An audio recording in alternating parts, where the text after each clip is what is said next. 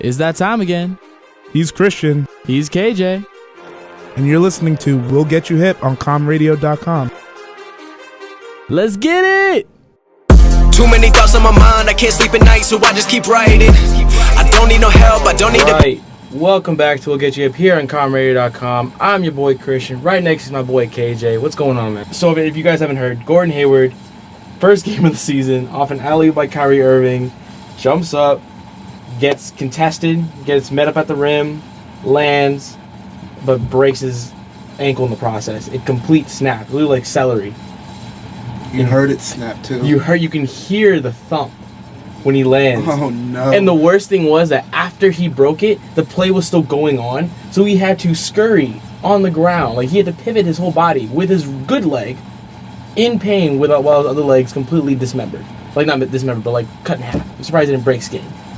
And like, you see the Cavs bench reaction too? Oh no, I actually wasn't able to see that, but I heard it was literally disgusting. Like, he like turned around and like pivoted himself, like as you were saying, and then the whole Cavs bench were just like, oh, like they jumped up, they turned around. It was gnarly. Beyond that, you have to look at the franchise, the Celtics. What does this mean? Because you went from an Eastern Conference contender, possible finals contender, having a young, talented squad with a great coach, on the verge of possibly having the chance to beat LeBron's Cavs, to what? Well, they can't get to the finals now because I don't even think they could beat LeBron now. But Kyrie's going to have the best year of his career. You think? Yeah. You think he's going to take over? Yeah. You think he's not going to be too much? No. He did have his own team before, and you saw how that panned out. Yeah, because he didn't have anyone else around him. So you think under Brad Stevens and with the help of the roster, he will carry this team to the Eastern Conference Finals? Yeah, this is exactly what he wanted. He didn't want it to like happen like under these circumstances. Of course. But he wanted to be the man, and now it's just like, all right, well, that's you're it. The man. Here you go. You can't get any more man than this. I know. And Jaylen Brown is... He's I think really he gets better every game. I've said this, like this young kid, if he just gets the chance. I talked to people that said Jaylen Brown was a bust last year. Oh my! Are you watching the same player that I'm watching? Jaleel Okafor is a bust as of right now. That's what a bust looks like. Yes. Jaylen Brown is nowhere close to that. He's a rookie who's getting up and coming minutes and is actually growing. That's the like difference. He played in the playoffs last year. It's like now he's the third best player on the team. Yeah, not every kid's gonna be like Jason Tatum, who coming out of college is already a scoring stud. Yeah. Like, you know what I mean? But now Jaylen Brown is learning to score. Definitely going to miss Hayward. They're going to miss the consistency and I would say the Swiss Army-like presence of Gordon Hayward because he can do so many things. Yeah. And it's unfortunate because I think who it was, Max Kellerman mentioned it on ESPN, how versatile of a player he is that you can plug and play him in any single team in the NBA and he'll be an asset to you, Right. Without a doubt. We just finished talking about the NBA. Let's switch gears to a little bit of baseball. We're in the World Series, and some surprisingly interesting news because my pick to win the World Series is actually on the verge of being disqualified. That is the Astros. The Astros we're up 2-0 in the series, and now the Yankees came back and now lead the series 3-2 after a 5-0 win last night. And I'm gonna ask you this: should the Astros be truly scared? Yeah. They should. I mean, I've been saying it for a long time. I think I did pick the Yankees to make the World Series. I've been saying this for a while. And now they've been on the brink of elimination so many times. And now they're just playing and they can't.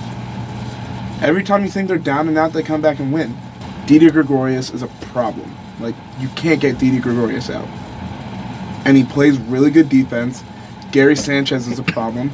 They're next to each other in the batting lineup. And then you have Judge, who just anytime he steps to the plate, is capable of hitting another home run. So I just don't know how you could really stop these guys. And now you gave them the momentum. It's scary. I don't know. Just looking at the past games by the margin of victory, you can just kind of tell you can tell how explosive the Yankees are. The first two games, the Astros only won 2-0, which means that it was a defensive battle, right? And then the next 3 games, Yankees blew out the Astros 8-1, 6-4, 5-0. So it shows the defensive liability that the Astros are displaying right now, and that's not good. Especially if you're going to play, I believe, the Astros are at home. The Astros are at home, which could help, but not entirely. And can you slow down Aaron Judge? Can you do anything to slow down this offense? You gotta just hope they run out of gas. That's the thing. Think that's the only hope the Astros have now, is that the Yanks run out of gas. I mean, Joe Girardi has them playing well. Like this is like this is a gritty Yankee team. It is, and I've never really seen that with. Exactly, they've been very finesse squad. Yeah, for exactly. years. But now, like, this is a team that will like grind it out with you, which I think is that's good. Like, yeah, I think like if good. that's the baseball they're gonna start playing in New York, that you're gonna get a lot more fans. I mean, they already have a lot of. Fans, yeah, but they're gonna like, get a lot more players to come to play for this absolutely. team. Let's talk about tonight's series. Tonight's game. Dodgers, Cubs, Game 5. Dodgers are up 3-1. Kershaw's on the hill. Can the Cubs bring it back? Can they extend this series? Maybe win it out? Can they make it to a second straight World Series? Do they have a punch? I know they definitely have a puncher's chance, but is that punch going to be good enough? I think they could take another one at home in Chicago. You think? I think they could take another one. I know. Do you think the series is going to be extended? They're not, like, they're the world champions. Like, they're not going to back down. Like, they don't care if Kershaw's on the hill. They're still just going to play their baseball. I think they could take another one. I'm going to give them benefit. They're home. Their back's against the wall. They can't let Chicago down like this. And I'm going to bring this up again because we brought in the Astros series. If we look at the differences in the margin, the Dodgers explode on offense. Yeah. 5-1. 5-2. One of the best offenses in the league. 4-1, and was it 6-1 in their first 3 games? And the Cubs made it a very defensive matchup, winning 3-2. Mm-hmm. And they're gonna have enough left in the tank to even compete with an offense, or do they have enough bats to get them those extra runs? That's the question. Maybe. And Kershaw's gonna. And Kershaw's on the mound. Like, this is gonna be his best stuff he threw all year. Like, this is gonna be his best game. Like, until he gets to the series, if he gets to the series. What time is it tonight? So, what's your pick for the Yankees game? The Yankees game. Ooh. I've been a Houston. I love the way the Houston Astros are, and I just love their story. Altuve's a dog. He is a dog. He does dog things. Like, shout out to Marcus Allen. And I think that team is way too talented to go out with a whimper. There's no way. It's gonna come down to Game 7. So who takes Game 7? Houston. I think Houston's gonna come out. We just finished running through MLB, NBA. Let's go to the pigskin, the field, the gridiron. Talking about NFL. And the first major news that just came out: Andrew Luck has suffered a setback and might not play this season on his throwing shoulder. At this point now, you have to look at this as a business for the Colts. What do you do if you were the Colts GM? They're committed to him. They just gave him that huge contract. But you just realize he's not going to play for another season, probably. Well, it's potential. It's potential, but because he was practicing. He was supposed to practice this week, and he felt soreness in the shoulder again. So now they're still not letting him practice, and it is week 7. Yes. Week 6. Mm-hmm. Week 7. Yes. We're starting week 7 tonight. Yes. So the season is just about halfway done, and Andrew Luck is still not. There's no timetable for his return. He might be out another month. And so they're committed to him, but they made him an asset, but they didn't protect their asset, literally. Mm-hmm. And now this is the repercussions they're dealing with. I know you love harping on the fact that how terrible the organization has been to Andrew Luck, and I can't agree with you more. It makes completely sense. What they've done is they basically let a Ferrari go to a dirt rally and just get hammered, and it's ridiculous. But the only shining hope that the Colts have right now is the fact that they have Jacoby Brissett as quarterback, manning the ship, because he's not a scrub. He's doing the job right, and he's keeping them in. I think he's doing the best he can. Right, with what he has and what he can do. Because he's not Andrew Luck. No one's going to beat Andrew Luck. But he can do the best he can to kind of lead this organization to a few good wins, which he's had. They're not going to make the playoffs. They're not going to make any noise in the playoffs. But what do you expect? You lost Andrew Luck, and you gave him no help. They still don't really have a defense either. They don't have a defense either. This offseason has to be huge. Perfect. Fight. Now, let's switch over to Monday night. Good Monday night. Let's have a little debate here. Little debate. Oh, You rep your side, I'll rep my side. Okay, so Monday night, it's Eagles-Redskins. Eagles are first in the division, I believe, at 5-1. Redskins are number 2, I believe, with 3-2. Why do you think the Redskins are going to win? Talk to me. I think Kirk Cousins is hitting his stride at the right time. He is. I'm not going to lie, the first 2 games he played garbage. Liquid garbage. Disgusting. But he's figured out the offense. He's spreading the ball around like he's always done for years. The only concern I have is our defensive backs, because Rashad Breeland has a knee injury and Josh Norman has, I think, a calf injury or like a chest injury. And without those 2 guys, our defense is completely terrible, because together they've only averaged, I think, 44 total yards. They've only given up 44 total yards.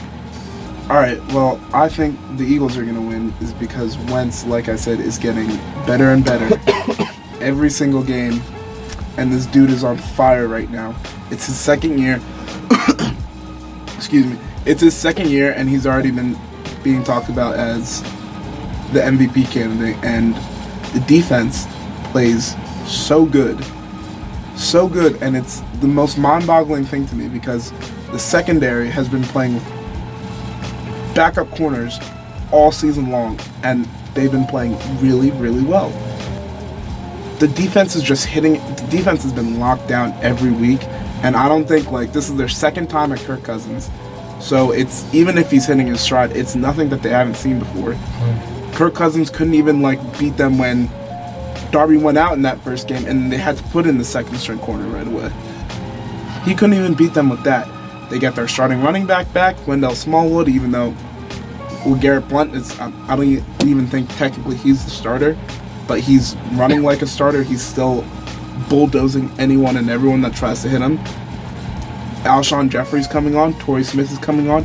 Nelson Aguilar has been lighting it up, just like I thought he would win.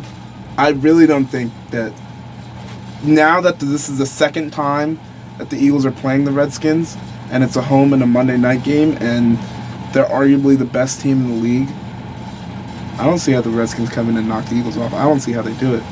Michigan Wolverines, number 19 in the nation, face number 2. That is right, number 2, because the collapse of Clemson to Syracuse. We've moved up a spot. Now we're second in the nation. We have not been second in the nation since 1999. We are playing tonight in the annual whiteout game. We're playing Saturday night. We're playing tonight. Saturday night, excuse me. And no one can. Everything's numb. Everything's numb because we're so scared and there's too many emotions.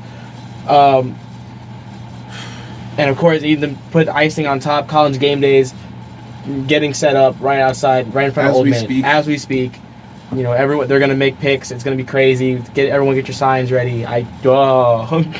So many things to talk about, but let's just talk about the game itself. The biggest thing that everyone needs to that should be addressed: does Michigan have a shot? Has any type of shot? I don't think so. You don't think so too? I really don't think so. See, that I agree with you, because it's too unbalanced. They're one-dimensional. They're really unbalanced. They're one-dimensional. All they rely on is their defense, and their defense is so good. I'm not taking anything away from their defense. Is really, really good. Swarming. It really kind of reminds me of, you're back when Harbaugh was with the 49ers, and they used to have those staff defenses. My goodness. It's almost like that. Everyone takes care of their assignment, and they just all know, they just know their job. It's a really, really good defense, but yet at the same time, defense has not seen an offense like this. And I cannot agree with you more. This Michigan team, yes, they're great defensively, but their biggest problem is the offense. Yeah. And the funny thing is, I would get it if our defense was terrible. It could be just a scoring nightmare, and we could be in huge trouble. But our defense is no scrub either. Our defense is, I saw it, they're ranked 9th in the country now. They're ranked 9th in the country, and It's just, I don't... And I think they're top 5 in points allowed. Right. You can't, and they're on their backup quarterback, who's already threw 3 interceptions, no TDs again in their win against Michigan, in their win against Indiana in overtime.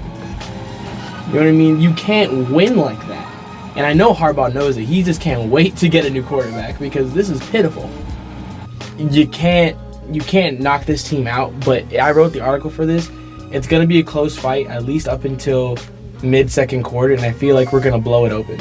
We're going to blow it open. I think we're going to win 32-17. Yeah, I think it's going to be a situation where it's going to be tight, very tight in the first half. Every possession is going to count. I think there's going to be maybe a moment in the third quarter where we get into the end zone, or we score, Michigan goes 3 and out, and then we score again, and then their defense just starts getting tired. They start getting gassed. They start getting confused. Because they can't rely on the defense. Exactly. No, the season starts today. Yeah. It was this week, this Saturday. Yeah. Like, I get it. They played some tough matchups against Iowa and Indiana, and, you know, there are some ugly wins across the board, but the season starts today. You're playing your first ranked opponent, and after that, you're playing 2 more ranked opponents that are ranked better than this opponent. Yeah. So you have to come out guns blazing. And those punching, games are on the road, too. On the road, you got to go swinging, and you just cannot let up. Put the foot on the gas and just go. All right, that's going to do it for us today. Tune again next week from 5 to 6 here on comradio.com. We'll get you hip. Go follow our Twitter. Go see the highlights of last week's show on the YouTube channel. Go follow us on Twitter as well at GetHip. _PSU. _PSU. Thank you. Oh my gosh, I can't think. See you guys. Go PSU. Beat Michigan.